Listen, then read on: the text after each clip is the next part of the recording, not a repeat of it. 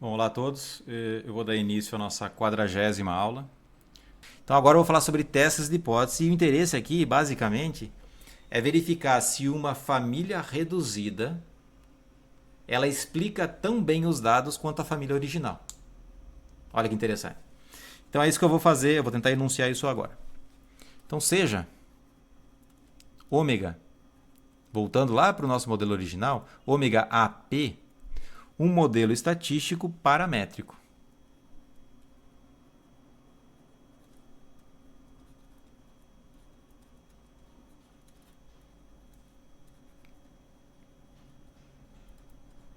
Estão me escutando ainda, pessoal? Obrigado. Seja um modelo estatístico paramétrico. Então aí eu só vou especificar a fórmula aqui, a forma da nossa P. A nossa P é P de θ, P indexado por θ, para todo θ pertencente ao nosso θ maiúsculo. Aqui eu vou considerar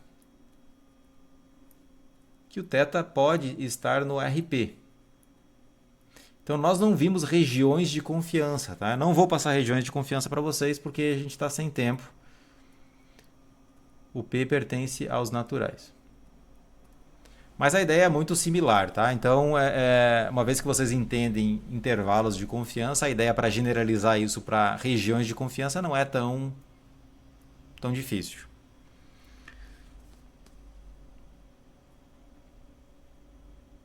Então, olha, estamos interessados, vou tentar escrever o que eu disse para vocês.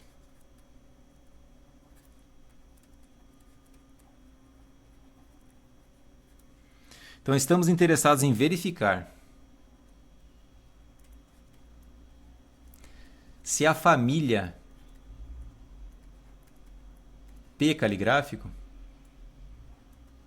pode ser reduzida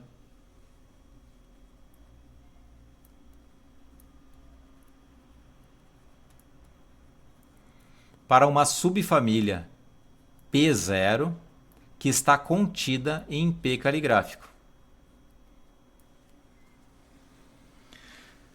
Tá? Essa P0 você pode representar como ela é uma subfamília, então ela pode ser escrita desse jeito aí também. Então essa P0 ela pode ser escrita como medidas de probabilidade indexadas por θ, tais que θ está num θ0, que esse θ0 é subconjunto de θ maiúsculo, certo? Dá na mesma.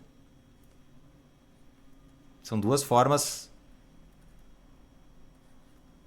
Então eu podia fazer, inclusive, um modelo estatístico não paramétrico, faria apenas em termos de P caligráfico, certo?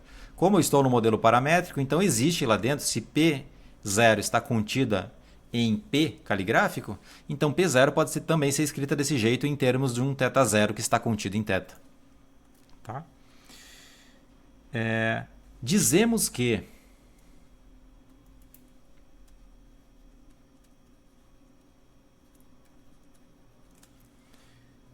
H0,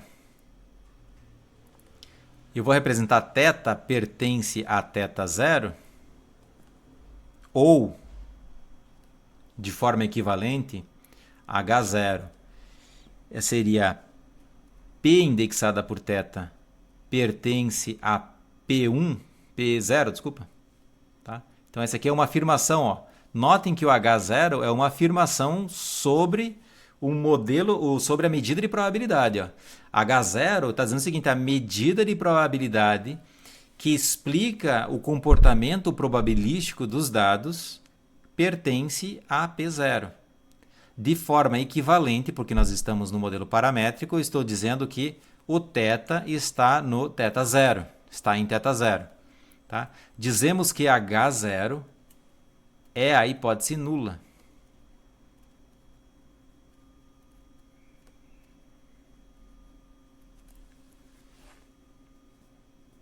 Então, o que essa afirmação em H0 está dizendo?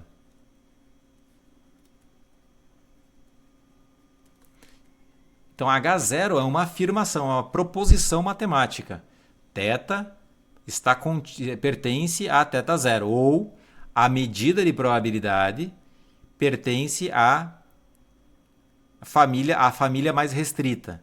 Então eu quero dizer para vocês o que isso aqui significa, tá? Para gente. A afirmação em H0, como é que eu escrevi aqui? Diz. Então você vai interpretar H0 dessa forma. A medida que gera os dados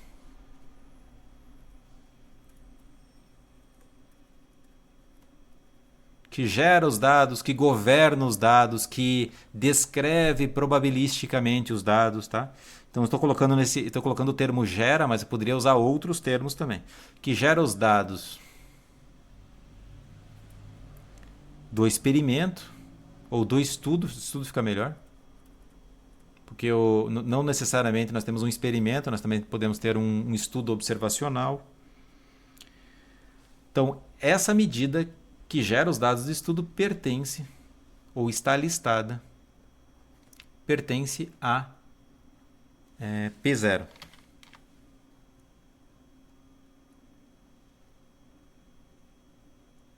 Perfeito? H0 está fazendo essa afirmação. Também dizemos que, é costume dizer,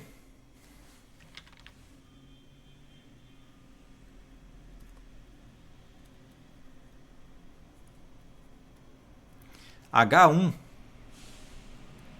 e aí esse H1 ele vai ser o seguinte, ó, o θ ele não pertence a θ0, mas eu vou representar desse jeito, ó, ele pertence ao complementar, tá? Isso aqui é o conjunto complementar com respeito a θ. Ou de forma mais precisa, a medida que gera os dados, ela pertence à família original. Deixa eu voltar aqui. A família original menos, ou seja, o complementar de P0 com respeito a P.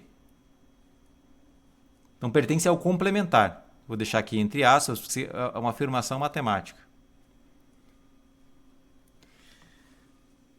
Então essa aí é a famosa hipótese alternativa.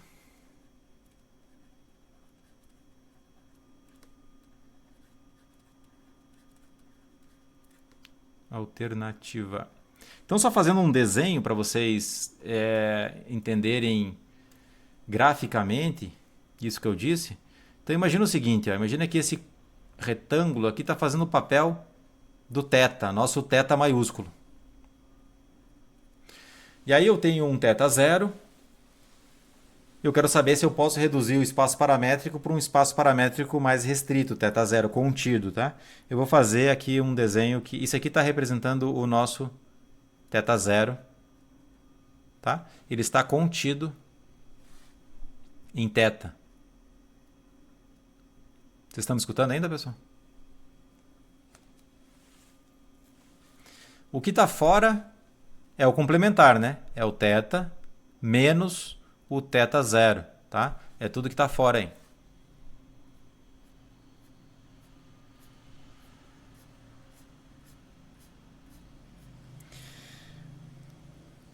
De maneira análoga, eu posso representar isso aqui, não desse jeito, eu vou representar agora usando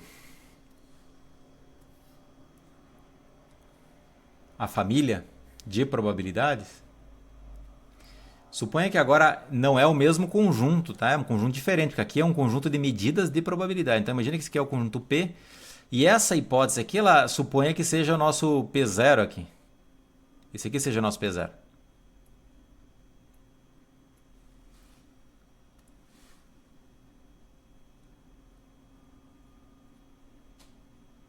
E tudo que está fora é o nosso P caligráfico menos P0.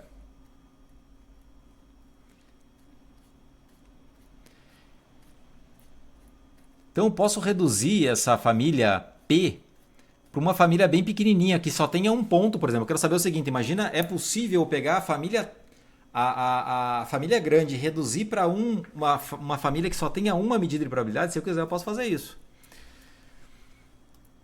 Tá? Então, de maneira geral, é isso aqui, ó. É a sua hipótese nula. Ela afirma que a medida que gera os dados do estudo pertence à sua P caligráfico 0.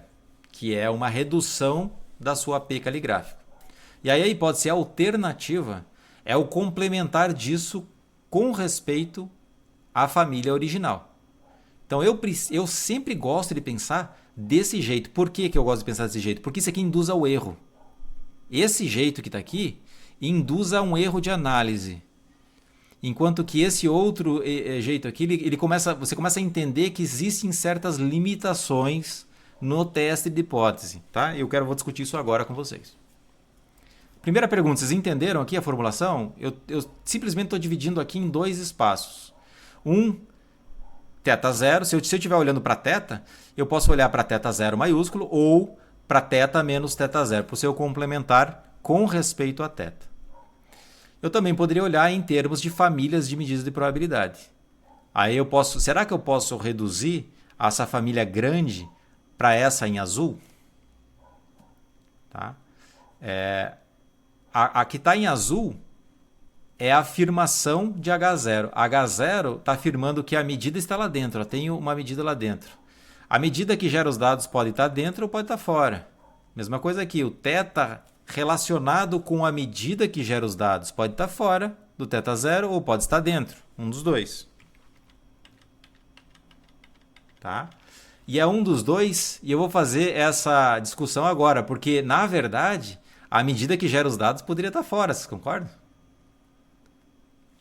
E é isso que eu vou falar agora. Para vocês entenderem a limitação, vocês têm que pensar em termos de famílias de medidas de probabilidade. Então vamos adiante. Só ver que horas são. Tá acabando, tenho 10 minutos. Eu acho que eu vou conseguir avançar até onde eu marquei aqui. A pergunta que eu teria para vocês é o seguinte: qual é a negação de H0? Vocês conseguem já me responder?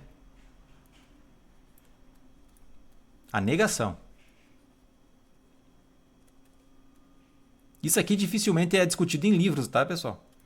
Dificilmente isso aqui é discutido em livros. Só em alguns artigos de filosofia ou livros de filosofia você começa a ver esse tipo de discussão. Em livros técnicos, estatística, as pessoas definem H0, definem H1 e começam a manipular como se as coisas, como se uma fosse a negação da outra e acabou o problema. Pergunta: qual é a negação de H0? Vocês conseguem me responder? Então, a primeira coisa que você tem que olhar. A negação de H0 é... O que significa H0? H0 significa isso aqui. A medida que gera os dados do estudo pertence a P0. Perfeito?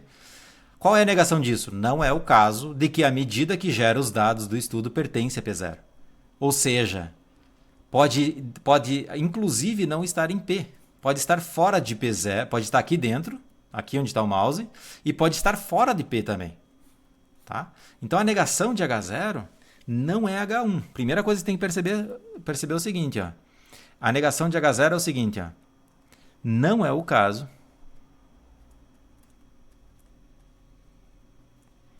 que a medida que gera os dados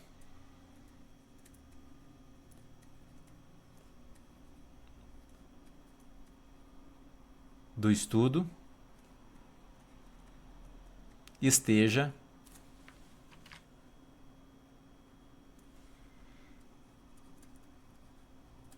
em P caligráfico 0. Tá? Notem que isso aqui é diferente de H1. H1 não é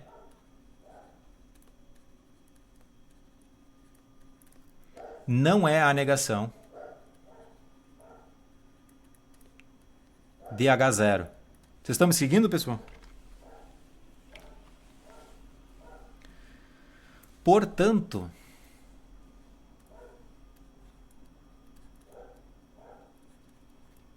tomem muito cuidado, tá, pessoal? H0 e H1 não são afirmações exaustivas. Não são exaustivas.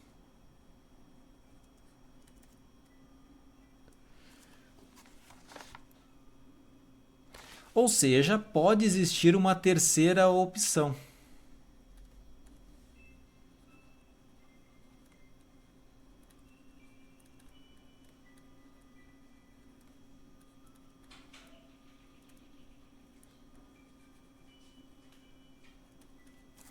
E essa terceira opção, eu vou denotar elas para vocês desse jeito. A terceira, esse aqui é uma negação, tá, pessoal? É a negação de H0 com, eu vou pegar, isso aqui é um ou, tá? H0 ou H1. Isso aqui não é necessariamente verdade, H0 e H1. Eu posso ter uma terceira opção, que é quando, em termos lógicos, isso aqui, a H0 é falsa e a H1 também é falsa. Então, em notação lógica, eu estou dizendo que isso aqui também pode ser uma verdade. Tá? O H0 pode ser verdadeira, o H1 pode ser verdadeira, mas os dois não podem ser simultaneamente verdades. Então H0 pode ser verdade, se H0 for verdade, H1 já é falsa. H1 pode ser verdade, se H1 for verdade, então H0 já é falsa. Mas tem uma terceira opção, H0 é falsa e H1 é falsa. Tem essa terceira opção. Se eu levo isso em conta, isso faz toda a diferença na discussão de fundamentos. Porque o Neyman e o Pearson, que eu vou mostrar para vocês na próxima aula, eles consideram que H0 e H1 são exaustivas. E o Fischer, ele fala, mas... porque o Fischer ele tinha criado H0, mas ele não tinha criado H1. H1 foi uma criação do Neyman e Neyman Pearson. E eles fizeram essa criação para obter o teste mais poderoso que nós vamos estudar na próxima aula. O Fischer critica esse teste mais poderoso justamente porque existe na ciência, você não consegue dizer que as suas medidas de probabilidade que governam o seu experimento estejam em P caligráfico. A verdadeira medida pode ser inclusive um mecanismo que não é probabilístico. Pode ser um mecanismo determinístico, pode ser um mecanismo possibilístico, pode ser um outro tipo de mecanismo que não é uma medida de probabilidade. Ou seja, ele está fora dessa família. E essa é a terceira opção. E é por isso que o Fischer ele não gosta da hipótese alternativa. Ele também não gosta do poder do teste. E aí nós temos duas escolas frequentistas, que é uma fischeriana e a outra que é de Neyman-Pearson. A de Neyman-Pearson ela divide o universo, ela consegue fechar o universo de possibilidades da mesma forma que os bayesianos fazem. Os bayesianos também fecham o universo de possibilidades. Então, a crítica em relação a isso é que quando você fecha o espaço de possibilidades, e o que eu quero dizer com fechar o espaço de possibilidades? É isso aqui, ó. Eu estou listando em P as medidas que geram os dados e você está assumindo que a probabilidade que gera os dados está aqui dentro. Só que a medida que gera os dados pode estar aqui fora. E aí, o que vai significar o teste de hipótese? Você tem uma terceira opção que você não está considerando. Na ciência isso acontece. Você pode colocar um modelo de normal para testar os dados e, na verdade, o modelo a distribuição que gera os dados não é normal. Tá? E é por isso que o estatístico frequentista ele verifica se o modelo é adequado. Então você tem que fazer a verificação do modelo, porque aí você garante que esse ponto aqui não é muito fora da realidade dizer que esse ponto não está aqui dentro, porque a família que você considerou é abrangente o suficiente para você garantir de alguma forma que esse ponto está lá dentro. Mas essa discussão é muito longa e eu espero que vocês tenham entendido aí pelo menos uma parte dela. Tá tudo certo, pessoal? Portanto, o que eu quero dizer é o seguinte, ó, isso implica que H1 não é a negação.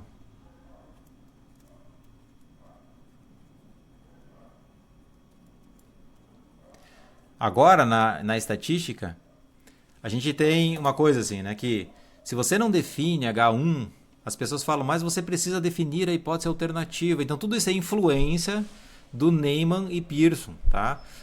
Por algum motivo, essa escola, essa forma de definir teste de hipótese se consagrou. E agora todo mundo define tanto H0 como H1. E aí na hora de decidir, veja bem, no paper original do Neyman e Pearson, eles falam em aceitar ou rejeitar e tal. Mas o Fischer, ele diz que não deveria aceitar a hipótese H0. Então na hora da conclusão as pessoas dizem rejeita H0 ou não rejeita H0. Ninguém fala mais aceita. Então a mistura das duas abordagens, eu quero ver se eu consigo abordar isso na próxima aula com mais cuidado. Tá? Então a primeira coisa que vocês têm que ter em mente é que H0 não é necessariamente, deixa eu escrever assim, a menos que você faça essa suposição.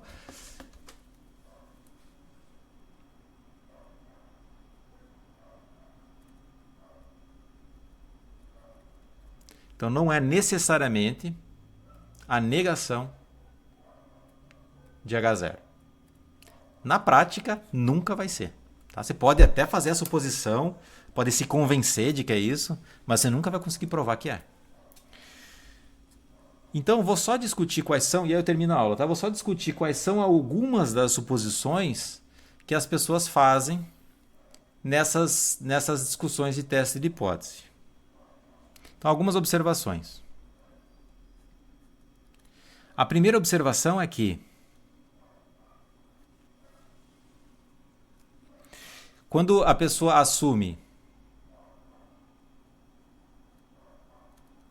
assumir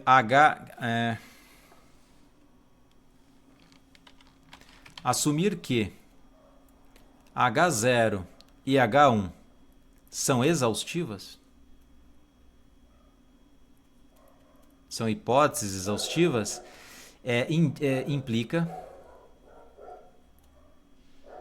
assumir que a medida que gera os dados está em P.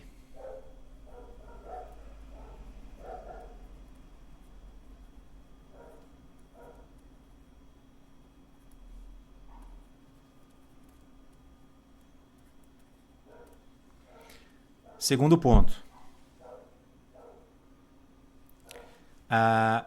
Note que H0 e H1 nunca acontece. Essas duas coisas nunca podem ser verdadeiras. H0 não pode ser verdadeira concomitantemente com H1. Portanto, quando eu pego as duas simultaneamente, elas têm que ser, isso aqui tem que ser falsa. Essa sentença nunca pode acontecer. Tem que ser o contrário de uma tautologia, né? Esse aqui é falso sempre. Então, é falso sempre. Ou seja, H0 e H1 são contraditórias.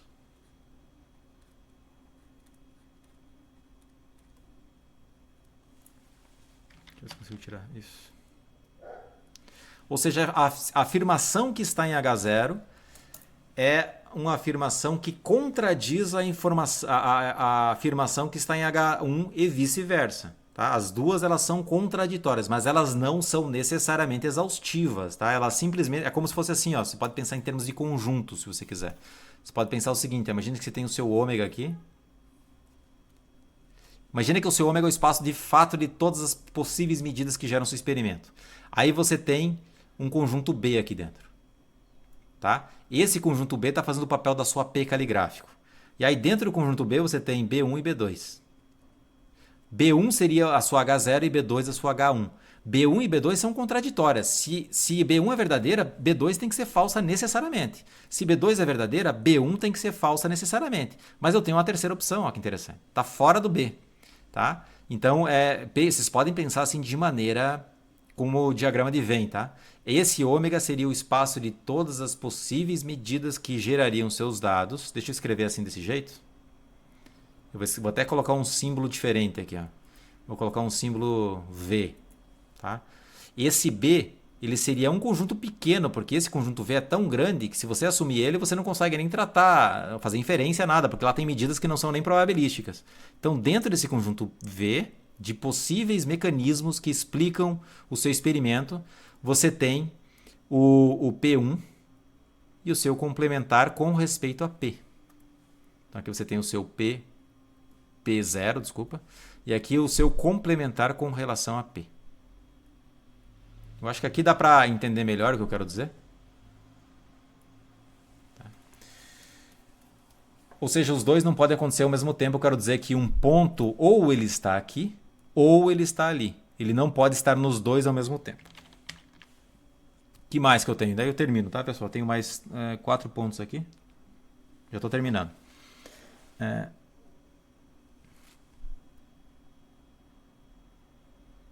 Tá? O terceiro ponto é que H0 ou H1, ou seja, essa afirmação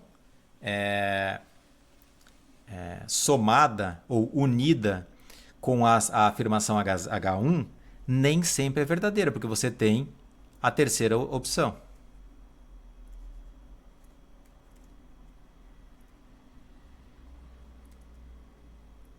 Pois pode existir uma terceira opção.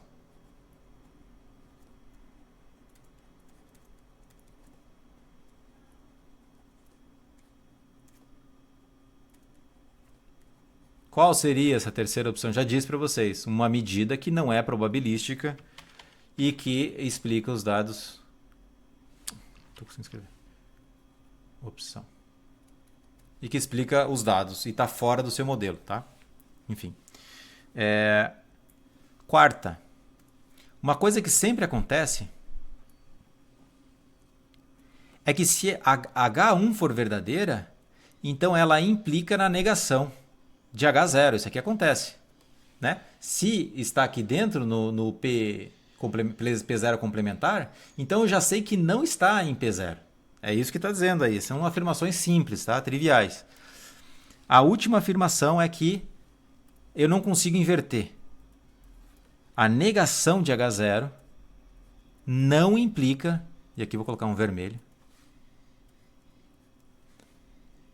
não implica que H1 seja verdadeira. Por que eu estou dizendo isso, pessoal? Porque quando você vai lá para a teoria bayesiana, algumas pessoas dizem que rejeitar H0 significa aceitar H1, rejeitar H1 significa rejeitar H0 e assim por diante. E não é isso, não. Se você for olhar os fundamentos dos testes de hipótese, das suas afirmações, das suas limitações, você vai chegar à conclusão de que, pera lá, não é bem assim, né? Rejeitar um não significa necessariamente aceitar o outro, porque existe uma terceira opção e assim por diante. Então, a discussão é muito mais profunda do que fechar o universo de possibilidades H0 ou H1, dizer que aquilo tudo é a única coisa que existe, quando na verdade não é, tá, pessoal? É muito mais complexo do que isso. E eu estou tentando mostrar essa complexidade para vocês aqui. Tá? Ou seja,